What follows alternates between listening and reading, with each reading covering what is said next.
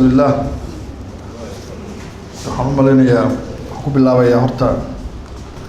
xubnaha ka socda labada gole wasiirada agaasimayaasha guud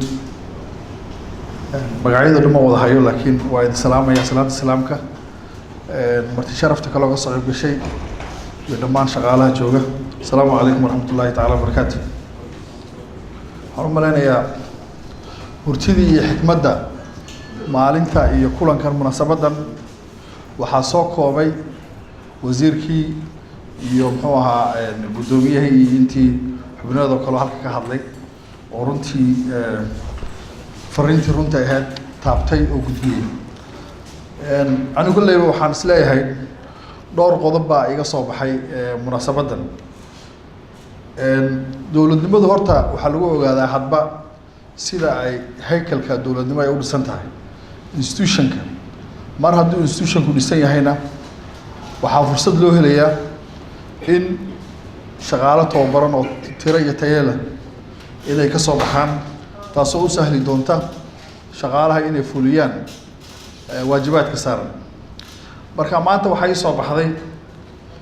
in aanu haysanno astaantii lagu gaari lahaa dowladnimada waxaa kaloo ii soo baxday in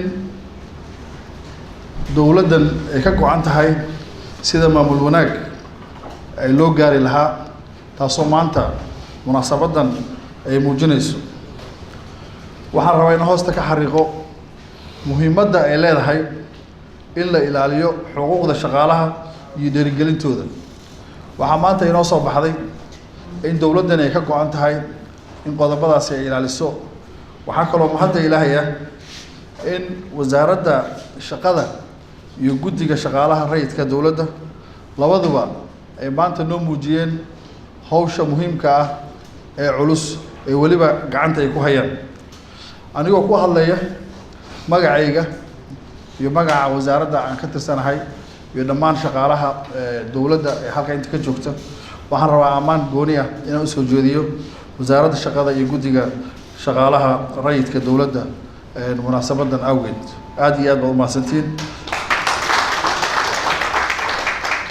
waxaan rabaa ugu dambeyn inaan halka aan ka yiraahdo qodobka ku saabsan barnaamijka tayeynta shaqaalaha muhiimadda uu shaqaalaha dowladda u leeyahay anigu waxaan ka mid ahaa waxaan ahaan jiray agaasimaha guud ee madaxtooyada dowladda Puntland waxaan ka mid ahaa asaasayaasha barnaamijkan si aad la socotaan